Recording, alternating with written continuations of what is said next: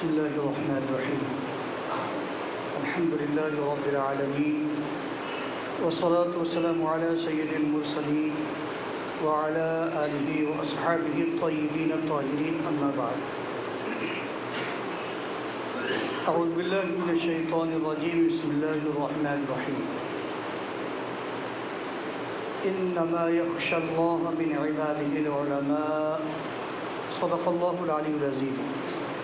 درود پاک کا نذرانہ عقیدت پیش کریں اور پڑھیں اللہم صلی علی سیدنا و مولانا محمد وعلی آل سیدنا و مولانا محمد وسلم۔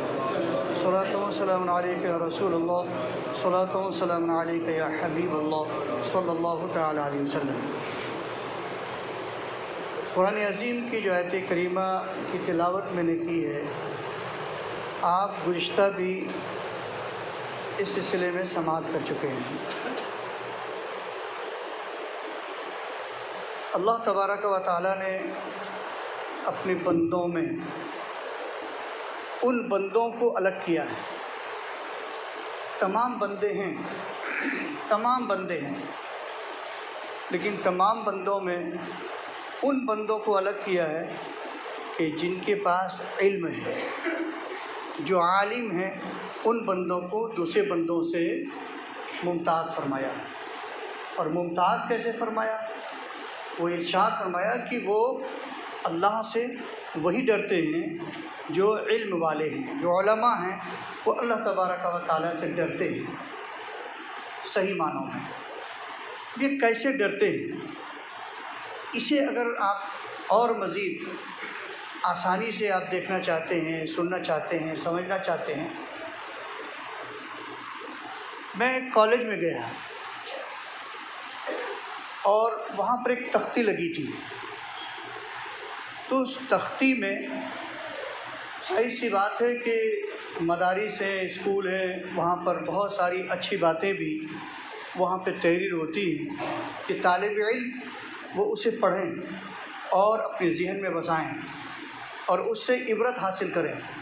جو سبق پڑھنے کے لیے اسکول جاتے ہیں، جو پڑھائی کرنے کے لیے اسکول جاتے ہیں، تو پڑھائی کے ساتھ ساتھ اور بھی بہت ساری پڑھائی، یعنی پڑھائی سے جو روشنی نکلتی ہے اسے بھی حاصل کریں۔ مجھے وہ تختی بہت اچھی لگی، بہت پیاری لگی، تو اس تختی کے تعلق سے میں نے اس تختی کو اپنے ذہن میں اتارنے کی کوشش کی۔ ہم بھی طالب علم ہیں، پوری زندگی طالب علم ہیں، ہم علم حاصل کرنا چاہتے ہیں، ہم اب بھی علم حاصل کرتے ہیں اور کوشش کرتے ہیں کہ جو اس سے ہم حاصل کریں وہ آپ تک بھی پہنچانے کی کوشش کی جائے۔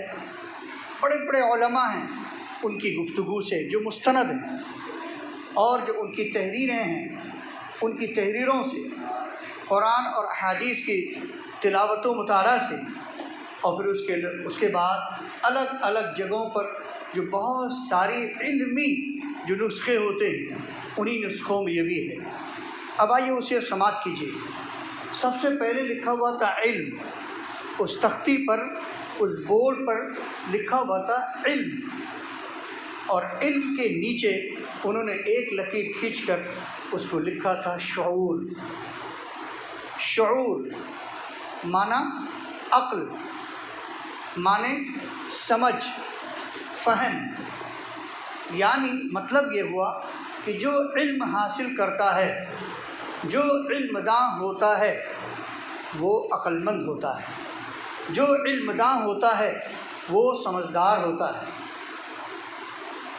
یعنی جو علم داں وہ باشعور ہے۔ ہم اپنی گفتگو میں بھی باشعور کا استعمال کرتے ہیں، اس لفظ کا، باشعور یعنی وہ عقل مند ہے۔ تو اس طرح جو علم داں وہ عقل مند ہے۔ اب کوئی آدمی کبھی یہ کہہ سکتا ہے کہ ہم نے فلاں علم داں کو دیکھا ہے، ان کے پاس تو عقل نہیں ہے؟ نہیں، اکثریت پر فیصلہ ہوتا ہے۔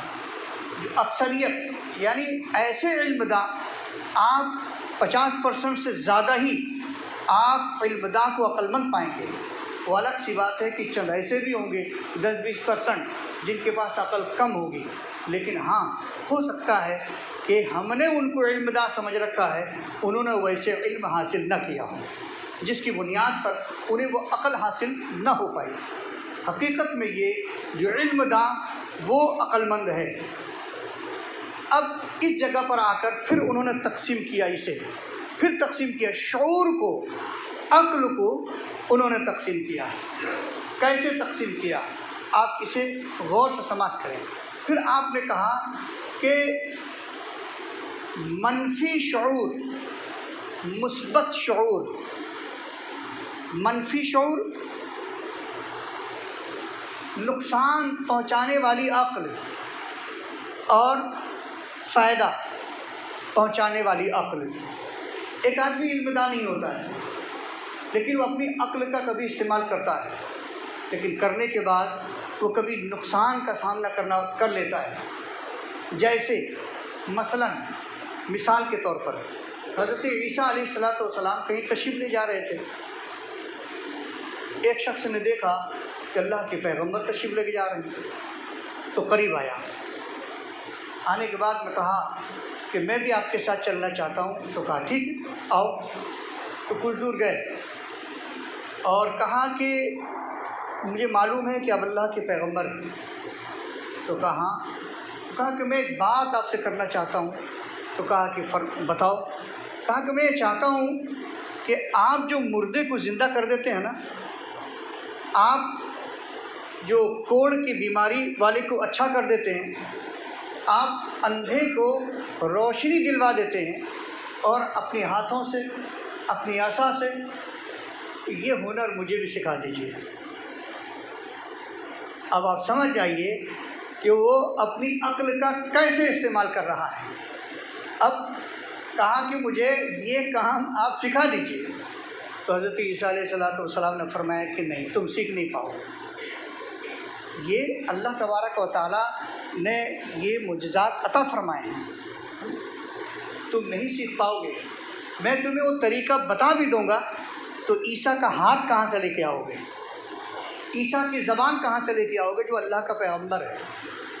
اس کو سیکھنے کی کوشش مت کرو، ضد مت کرو، تم جہاں ہو وہیں رہو۔ کہا کہ نہیں، مجھے سکھائیے۔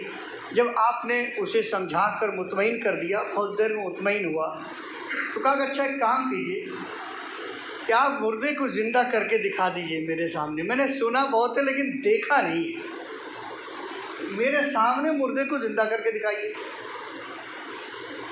تو کہا کہ اچھا چلو، حالانکہ یہ بھی تمہارے لیے ٹھیک نہیں، وہ تو ضرورت کے وقت ہوتا ہے، لیکن تم یہ دیکھنا چاہتے ہو۔ تو کہا کہ ہاں میں دیکھنا چاہتا ہوں۔ تو آگے چلے کہ گڈھا تھا، وہ گڈھے میں کچھ ہڈیاں پڑی ہوئی تھیں۔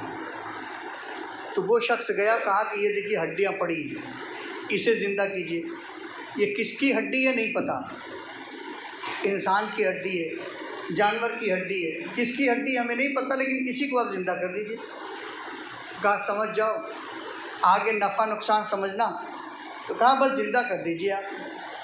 تو حضرت عیسیٰ علیہ السلام نے جب رب کا نام لیا اور اسے حکم دیا، وہ فوراً تیار ہو گیا، اس کی تمام ہڈیاں جڑ گئیں، جدھر ادھر گئی تھی سب آ گئی اڑ اڑ کر، اور اس کے جسم میں گوشت اور کھال، بہت بڑا ایک شیر تیار ہو گیا۔ شیر زندہ ہو گیا، اور زندہ ہوتے ہی اس نے غرایا۔ کسے غرایا؟ حضرت عیسیٰ علیہ السلام کو نہیں، وہ جو بیوقوف تھا، جب اس کو غرایا اس نے کہا مجھے بچائیے، کہا نہ یہ کام نہیں، دیکھنا چاہے اب دیکھ لو۔ ایک ہی جھپٹا مارا اور اسے مار ڈالا، چاند سے ختم کر دیا اسے، وہ مر گیا۔ آپ دیکھیں عقل کا استعمال جسے کہتے ہیں، ابھی کیا ہے، منفی شعور، عقل کا غلط استعمال کرنا۔ یہیں پر علم کی روشنی اسے سہارا دیتی ہے۔ وہ جو روشنی ہوتی ہے، جو علم کی جو روشنی ہوتی ہے، وہاں پہ سوچتا ہے کہ میرے لیے فائدہ مند ہوگا یا نہیں، میرے لیے فائدہ مند ہوگا یا نہیں، بے وجہ، بلا وجہ وہ اس قسم کی حرکت نہیں کرتا۔ اسی کو انہوں نے تقسیم کیا، منفی شعور اور مثبت شعور۔ اور اگر مثبت شعور کو آپ سمجھنا چاہتے ہیں تو حضرت موسیٰ علیہ السلام کے دور میں ایک شخص تھا، آپ نے اس سے پہلے بھی بارہا سماعت کیا ہے، لیکن اس کو سمجھنے کے لیے آپ اسے جلدی میں سن لیں کہ وہ یہی ہوا کہ کبھی زندگی میں اس نے پیٹ بھر کھانا نہیں کھایا تھا۔ حضرت موسیٰ علیہ السلام سے کہنے لگا کہ وہ میں نے اپنی زندگی میں کبھی پیٹ بھر کھانا نہیں کھایا ہے۔ آپ اللہ سے گفتگو کرنے کے لیے جاتے ہیں کہ میرا ایک عریضہ ہے وہ پیش فرما دیں کہ ایسا ہے کہ پوری زندگی میں میرا جتنا رزق ہے وہ اکٹھا مجھے دے دیا جائے، چند دن چلے گا کھانا پیٹ بھر کے تو کھا لیں گے، زندگی میں یہ افسوس تو نہیں ہوگا کبھی پیٹ بھر کے کھانا نہ کھایا۔ زندگی گزر گئی، پیٹ نہیں بھرا۔ تو حضرت موسیٰ علیہ السلام نے رب کے بارگاہ میں ان کی درخواست پیش کی، رب نے قبول فرما لی اور کہا یعنی حکم ہوا کہ جا کے بتا دیجئے کل اس کا کھانا پورا مل جائے گا، جتنا رزق ہے اس کی زندگی کا سب مل جائے گا۔ تو پوری زندگی کا وہ جتنا رزق تھا وہ ٹوکری بھر کے فرشتے اس کے یہاں پہنچا دیے۔ اس نے جب تمام چیزیں دیکھیں اور کہا کہ چلو اچھا ہی ہوا کہ کھانا آ گیا، اب تو کم سے کم پیٹ بھر کے کھانے کا موقع ملے گا، سب اس نے پکوا لیا، ٹوٹل پکایا، اور پکانے کے بعد اس نے کیا کیا، کھایا۔ دو میاں بیوی تھے، کوئی بچہ بھی نہیں تھا، تو دونوں پیٹ بھر کھائے۔ اس کے بعد میں اب عقل کا استعمال کیا، کہا کہ سب سڑ ہی تو جائے گا، خراب ہی تو جائے گا، سب پکا لیا ہے، سب بیکار ہوگا، اس سے بہتر بھوکوں کو کھلا دو، بھوکوں کو کھلا دو۔ اعلان کیا جنگل میں، پہاڑ کے کنارے، لوگ آئے، آؤ کھانا کھاؤ۔ اور اس وقت کھانے کا مسئلہ، سب لوگ اکٹھا ہو گئے، سب کو اس نے کھانا کھلا دیا۔ کہا کہ بس پوری زندگی میں ایک مرتبہ پیٹ بھر کے میں نے کھا لیا اور لوگوں کو میں نے کھلا دیا، یہ مجھے تشفی ہو گئی۔ اب دوسرے دن پھر ٹوکری بھر کے رزق چلا آ رہا ہے، پھر پکایا، پھر کھلایا۔ کہا کہ ابھی باقی ہے، اس کا مطلب اکٹھا نہیں آیا ہے، ابھی پھر آ رہا۔ پھر ٹوکری بھر کے تیسرے روز جب اس نے دیکھا کہ روز آ رہا ہے، کہا کہ کھاؤ اور کھلاؤ، اس کے علاوہ کوئی دوسرا راستہ نہیں ہے۔ جب ہفتوں گزر گئے، حضرت موسیٰ علیہ السلام نے دیکھا یہ تو روز اب ٹوکری آ رہی، روز لنگر یہاں چل رہا ہے۔ تو رب کی بارگاہ میں حضرت موسیٰ علیہ السلام نے سوال کیا کہ اے بار الہ، اس نے تو یک بارگی پورا رزق مانگا تھا، لیکن وہ روز اس کو قسطوں میں رزق مل رہا ہے، تو ڈیلی لنگر، ابھی پیٹ بھر کے کھانا کبھی نہیں کھا پاتا تھا اور اب تو لنگر چلا رہا ہے وہ۔ رب نے فرمایا کہ اے موسیٰ، اس نے مجھ سے تجارت کر لی ہے، مجھ سے تجارت کر لی ہے، سودا کر لیا ہے۔ مطلب جو میرے بھوکے بندے ہیں ان کو یہ کھلاتا ہے روز، اب یہ منافع کا کھا رہا ہے۔ یہ جو اب اس کا رزق ہے اتنا اس کا بڑھ گیا ہے، اتنا بڑھ گیا ہے کہ اب روز کھائے، روز سینکڑوں کو کھلائے۔ آپ نے دیکھا یہ عقل مند، اسی کو کہا مثبت شعور۔ مثبت شعور یہ کب؟ علم حاصل کرنے سے، جانکاری حاصل ہونے سے۔ کبھی کبھی ایسا بھی ہوتا ہے، آپ یاد رکھیے گا، اس کا معنی یہ بھی ہے کہ علم حاصل کرنے کے بعد، علم کا مطلب جانکاری حاصل کرنے کے بعد بھی ایک انسان منفی شعور پر عمل کرتا ہے، بے عقلی جاننے کے بعد بھی اس کو معلوم ہے یہ غلط ہے تب بھی کرتا ہے۔ اسی کو کہتے ہیں کہ منفی شعور، یعنی یہ عقل کا غلط استعمال اور عقل کو سامنے نہ لانے والا عمل، اب عقل کا فائدہ نہ حاصل کرنے والا عمل، اس قسم کا بھی عمل ہم اور آپ سے سرزد ہوتے رہتے ہیں، لیکن اس پہ ہم کو غور کرنا چاہیے۔ اور آئیے پھر منفی شعور جو ہے اس کو بھی تقسیم کیا ہے۔ منفی شعور اس کو تقسیم کیا، کیا؟ ناسمجھی جسے کہتے ہیں، کم عقلی جسے کہتے ہیں۔ ایسا ہے جو عقل مند انسان ہوتا ہے، کوئی ضروری نہیں ہے کہ وہ ہمیشہ اور 100 میں 100% صرف اور صرف عقل مند ہی والا کام کرتا ہو۔ کبھی کبھی انجان میں بے عقلی والا بھی کام کر جاتا ہے، کبھی کبھی جان بوجھ کر بھی کم عقلی والا کام کر جاتا ہے، کبھی کبھی شوقیہ کم عقلی والا کام کر جاتا ہے۔ اب اس کو بھی آپ بھی سمجھیں گے انشاءاللہ۔ اب آپ اسے دیکھیے کہ اب جسے کہتے ہیں منفی شعور، اب اس کے آگے انہوں نے تقسیم کیا۔ جب منفی شعور، جب کم عقلی ناسمجھی جب دامنگیر ہو تو پھر کیا ہوتا ہے معلوم ہے؟ پھر ہوتا ہے انا پرستی، پھر ہوتا ہے مغروریت، انا پرستی۔ اور اگر عقل کا استعمال اس نے کیا تو پھر حق پرستی، بے باکیت، یہ چیز ہے۔ اب ان چیزوں کو ہمیں غور کرنا چاہیے، ہم اپنی عقل کا استعمال کریں اور صحیح کریں۔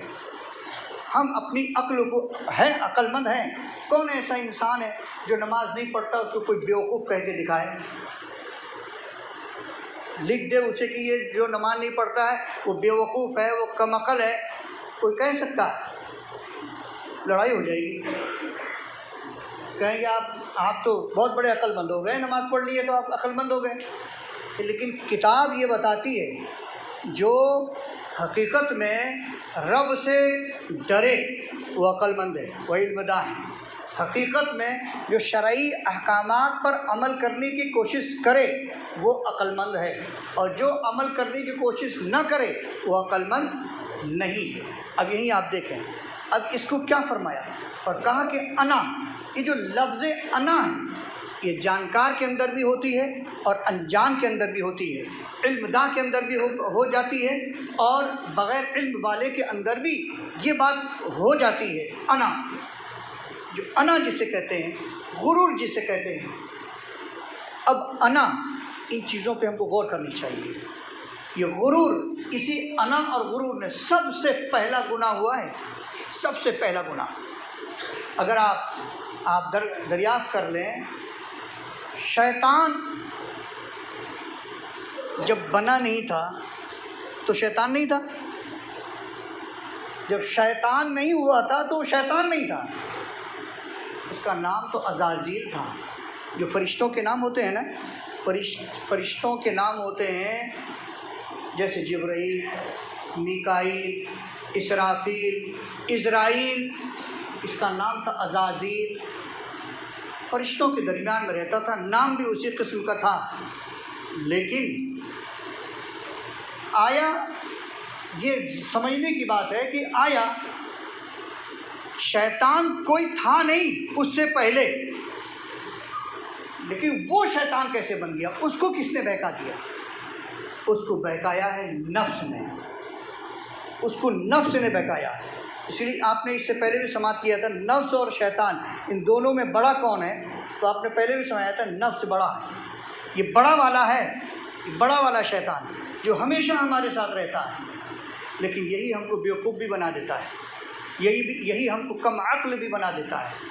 میں بتانا ہی چاہ رہا تھا کہ شیطان سب سے پہلا جو گناہ ہوا ہے وہ ہوا ہے تکبر، غرور اور انا، یہی انانیت۔ میں معافی مانگوں گا نہ، یہ نہیں ہو سکتا، معافی نہیں مانگ سکتا میں۔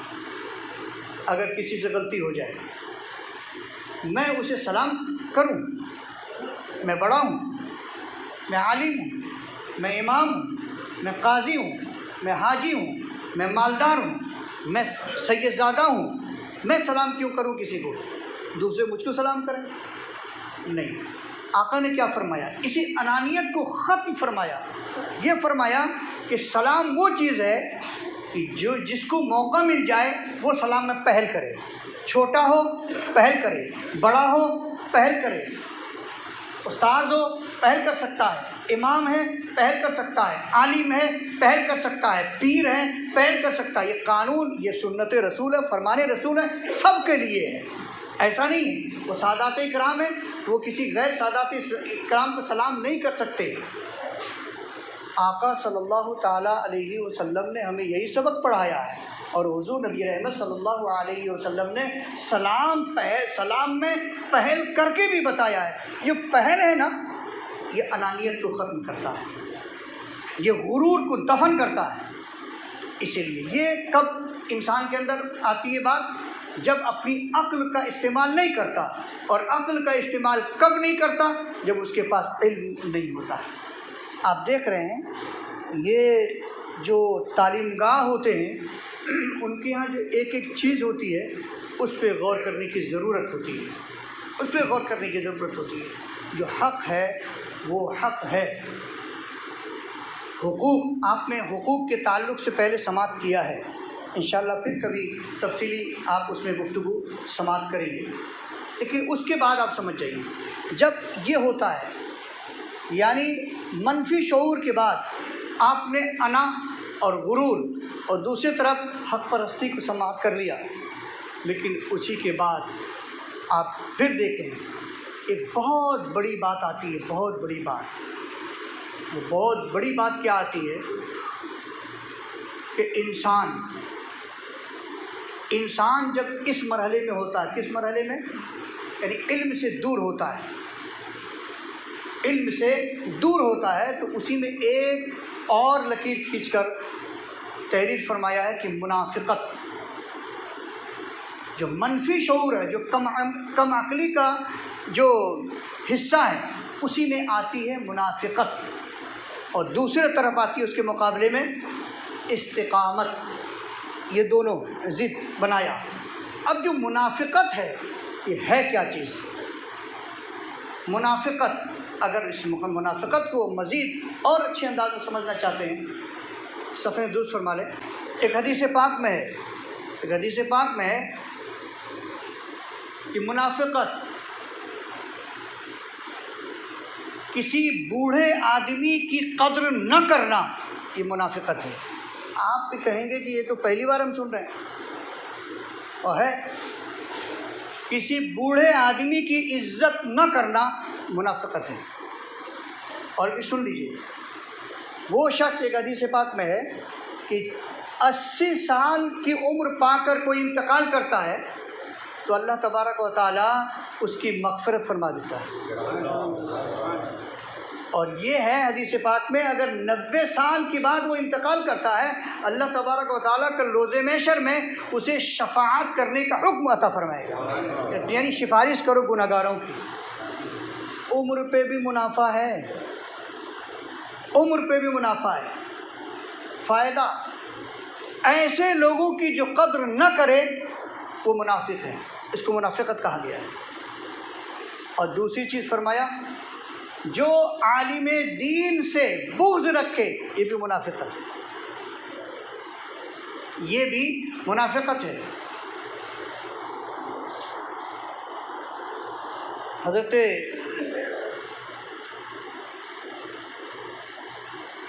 بایزید بستامی، یا کہ مجھے یاد نہیں آ رہا، غالباً حضرت امام غزالی، ان دونوں بزرگوں میں سے کسی کے تعلق سے ہے کہ 72 سال کی عمر میں آپ کا وصال ہوا۔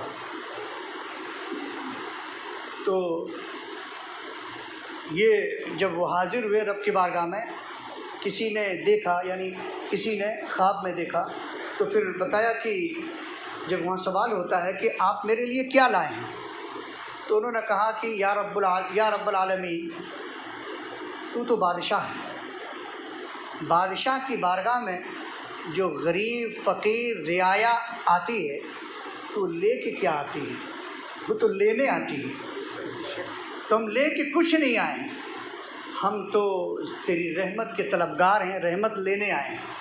تو اللہ کا حکم ہوتا ہے کہ ان کو بے حساب جنت میں داخل کر دیا جائے، بے حساب جنت میں داخل کر دیا جائے۔ محمود غزنوی کی جب عمر کم تھی تو انہیں ایک دو باتوں پر یعنی سوچ تھی، وہ فکر کیا کرتے تھے، وہ سوچا کرتے تھے کہ قیامت واقع ہوگی، قیامت واقع ہوگی، کیسے واقع ہوگی؟ واقع ہوگی، قیامت واقع ہوگی۔ پھر اس کے بعد میں وہ اپنے باپ کے تعلق سے کبھی ان کے ذہن میں کسی نے ڈال دیا، باپ تو ایسے سبکتگین ہیں، لیکن ان کے ذہن میں کسی نے الگ ڈال دیا کہ پتہ نہیں تم انہی کے بیٹے ہو یا کسی اور کے ہو، تو ہم مشکور رہا کرتے تھے۔ عجیب حال۔ اور اس کے ساتھ ساتھ اور ایک بات پر ان کو شک رہتا تھا، ہاں، کہ یہ علماء ہیں، یہ جو علماء ہیں یہ انبیاء کے وارث کیسے ہو سکتے ہیں؟ یہ 3 باتوں پر ان کے ذہن میں ایک مرتبہ خیال آیا، یہ انبیاء کے وارث کیسے ہو سکتے ہیں، اور میرے باپ یہی ہیں یا نہیں مجھے نہیں پتہ، اور پھر کہ وہ قیامت واقع ہوگی، کیسے واقع ہوگی، کیا واقعی قیامت ہوگی؟ اس طرح ان کے ذہن میں بات آئی 3 باتوں کے تعلق سے۔ ایک دن یہ نکلے، جب باہر نکلے تو دیکھا شام کا وقت ہے کہ ایک لڑکا تو وہ اپنی کتاب لے کر گھر سے نکلتا ہے، اور ایک بنیے کی دکان، جو دکان تھی وہاں پر وہ مشعل جل رہی تھی، چراغ جل رہا تھا، تو وہ لڑکا جاتا اور جانے کے بعد وہ اپنی کتاب کھولتا اور وہاں پر سبق یاد کرتا، اور پھر وہاں سے دیکھ لیتا، وہیں سے رٹتے ہوئے پھر چلا جاتا، وہ کہیں جا کے اندھیرے میں بیٹھ جاتا، پھر تھوڑی دیر کے بعد میں آتا، پھر اپنی کتاب لے کے آتا، اور آنے کے بعد میں وہ پھر وہیں دیکھ لیتا کتاب، اور پھر وہ چلا جاتا۔ تو محمود نے دیکھا کہ یہ بچہ، اس کا مطلب بڑا غریب ہے، یہ پڑھنے کے لیے آتا ہے لیکن اس کے پاس لگتا ہے کہ چراغ کا انتظام نہیں ہے۔ تو اس کے قریب گیا محمود اور کہنے لگا کہ یہ بتاؤ، تم آتے ہو کتاب لے کے یہاں بیٹھتے ہو، دیکھتے ہو، رٹتے ہو، پھر چلے جاتے ہو، تمہارے گھر میں چراغ نہیں ہے کیا؟ کہا کیا بتائیں، غربت ہے، میرے باپ کی اتنی کمائی نہیں ہے، اتنا تیل نہیں ہے کہ گھر میں مستقل چراغ جل سکے۔ کیا وقت تھا، کیسا وقت تھا! آج تو ایک کے بجائے ہم 10 لائٹیں جلا لیتے ہیں، لیکن ایک چراغ کے لیے بھی تیل نہیں تھا۔ ایسے ایسے لوگ زندگی گزارتے تھے۔ اور انہوں نے جب کہا تو محمود کو رحم آ گیا۔ محمود نے کہا اف، اتنا غریب لڑکا پڑھنا چاہتا ہے لیکن اس کے پاس تیل کا انتظام نہیں ہے۔ تو اس نے دوسرے دن مشعل کا انتظام کیا، تیل کا انتظام کیا، کہ پورے 1 سال تک کا تیل کتنے میں آ جائے گا اس نے پتہ کیا، تیل بھر دیا، پیسہ دیا، چراغ دیا، کہا کہ تم پڑھو، جتنا چاہو تم پڑھ سکتے ہو، اور جب بھی پڑھائی کے معاملے میں تمہیں کوئی دقت ہو تو مجھے یاد کر لینا، میرا نام محمود ہے۔ اور کہا، اور اس کے بعد وہ چلا گیا۔ رات میں جب بستر میں آرام کرنے لگا، جب وہ سویا، اس عمل کی بنیاد پر اس کا مقدر عہد پہ پہنچ گیا۔ نبی رحمت صلی اللہ تعالیٰ علیہ وسلم کی زیارت ہو گئی۔ حضور ارشاد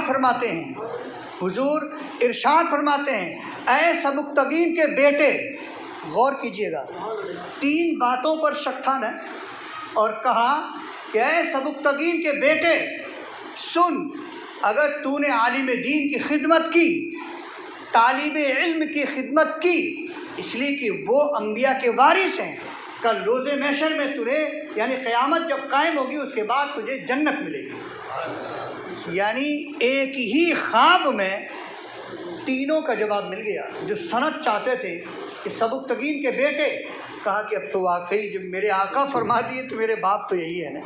پھر فرمایا کہ یہ انبیاء کے وارث ہیں، یہ وارث انبیاء ہیں، اور ان کی تم خدمت کیا کرو۔ تم نے جو خدمت کیا ہے اس کی بنیاد پر کل تجھے جنت ملے گی، قیامت جب واقع ہو جائے گی اس کے بعد تجھے جنت ملے گی۔ حضرات گرامی، آپ یہ دیکھیں، علم ہے، جو علم ہے اس کی روشنی کیسی ہوتی ہے، اور اس کی روشنی سے انسان روشن کیسے ہوتا ہے۔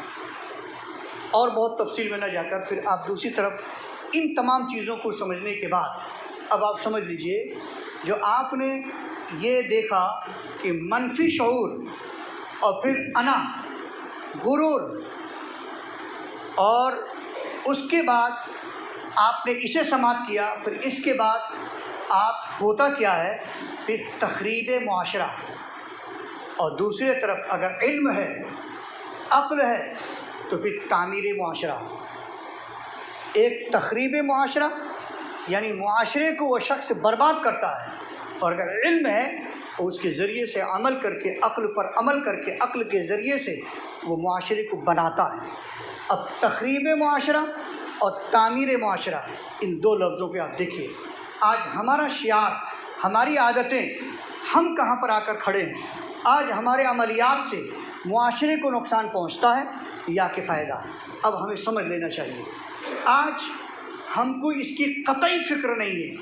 تخریب معاشرہ اب ہمارے عمل میں اس قدر رائج ہو چکا ہے کہ ہم معاشرے کو برباد کرنے میں، معاشرے کو خراب کرنے میں اس طرح لٹے ہوئے ہیں، ایسے لگے ہوئے ہیں کہ کوئی اسے کہنے والا نہیں، کوئی سمجھانے والا نہیں۔ ہر آدمی اپنی کم عقلی والے عملیات پر زور دینے کے لیے تیار ہے۔ مثلا آپ آج لے لیجئے، ایک بچے کی پیدائش ہوتی ہے، پیدائش کے بعد میں ہم نے کل دیکھا بڑا ہنگامہ تھا دروازے پہ، ہم کچھ گفتگو کر رہے تھے، گفتگو کرنا بڑا دشوار ہو رہا تھا، تو ہم نے پوچھا کہ کیا، ہم یہیں بیٹھے تھے نیچے، کل عصر کے بعد کی بات ہے، تو صاحب دیکھا کہ 2 لڑکے گھوڑے میں بیٹھ کے جا رہے ہیں اور ڈھولک بج رہا ہے۔ یہ جو ڈھولک بج رہے ہیں، یہ جو بچے بیٹھ کے جا رہے ہیں، اس کو کہتے ہیں گھوڑا چڑھائی۔ گھوڑا چڑھائی 1000 2000 5000 10,000 اس میں خرچ بھی ہوگا۔ ہم اگر پوچھیں شرعی نقطۂ نظر سے کہ گھوڑا چڑھائی کیا ہے، اس میں جو پیسہ خرچ کیا جا رہا ہے یہ تو زائد تو ہے، ہم غریب ہیں لیکن گھوڑا چڑھائی ہوگی ضرور، ہم غریب ہیں۔ ایک دن اور دیکھا میں نے کہ صاحب ٹھیلا ہے، اس ٹھیلے میں بہت سارے ساز و سامان سجا ہوا ہے، کپڑے بھی ہیں، فروٹ بھی ہیں، اور بھی پتہ نہیں کیا کیا چیزیں ہیں۔ اب بہت قاعدے سے صاحب ڈھولک اور باجے دروازے پہ خوب بج رہے ہیں، اس کے بعد میں اس کے پیچھے پیچھے کچھ لوگ جا رہے ہیں اور اس میں سب سامان جا رہا ہے۔ تو میں نے کسی سے پوچھا یہ کیا ہے، کہا کہ تیواری ہے۔ کہا یہ تیواری ہے، گھوڑے چڑھائی ہے۔ یہ جو باجا بجوانے والے کو 1000 2000 500 روپے دے دیا گیا، یہ کس ضمن میں آتا ہے؟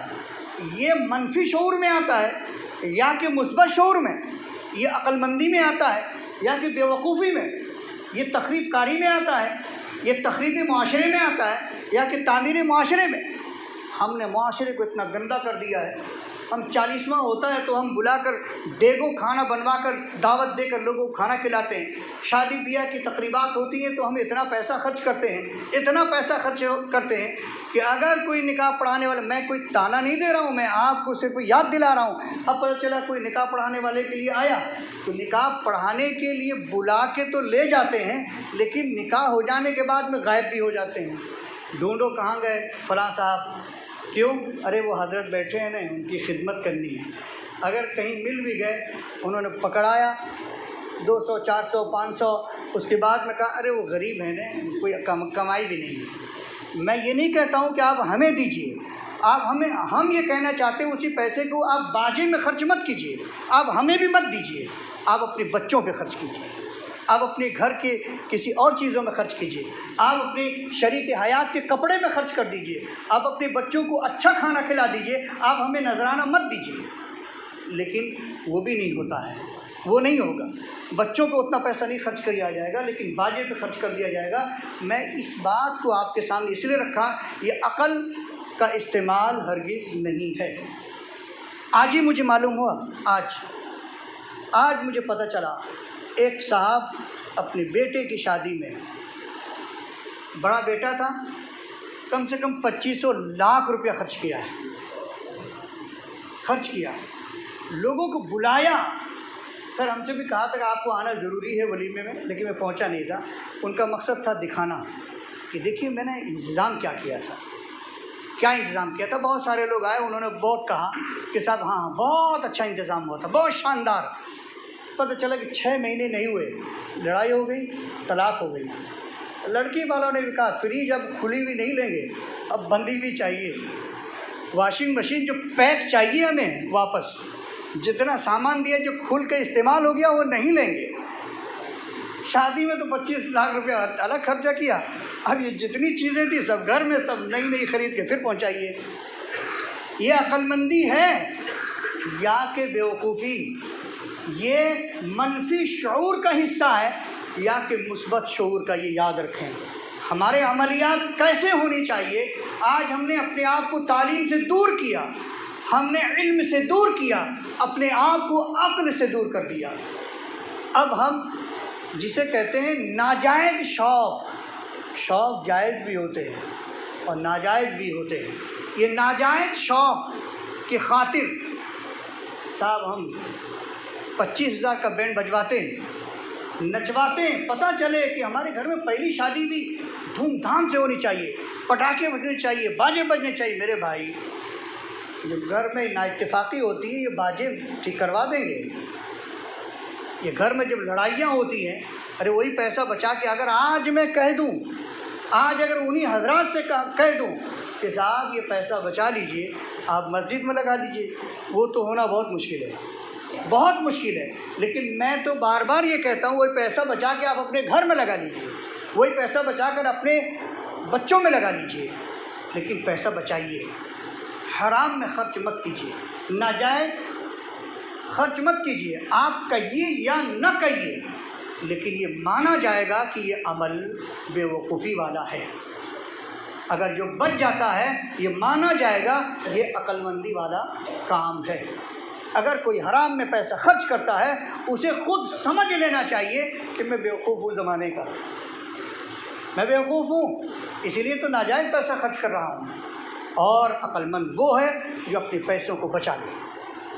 پیسوں کی بڑی اہمیت ہے، آپ اس پیسے کو چاہیں ضرور دین میں لگائیں، اگر لگائیں گے ہو سکتا ہے بہت سارا فائدہ آپ کو مل جائے، بہت سارے منافع مل جائیں۔ ابھی آپ نے سوال کیا نا حضرت موسیٰ علیہ السلام کے دور کا واقعہ، ضرور ہمیں اس کو سمجھنا چاہیے، سوچنا چاہیے، اور اسی میں ہماری کامیابی ہے۔ اللہ تبارک و تعالیٰ کی بارگاہ میں دعا ہے، بار الہ ہم تمام لوگوں کو ہمیشہ اچھی اور سچی باتوں پر عمل کرنے کی توفیق عطا فرمائے۔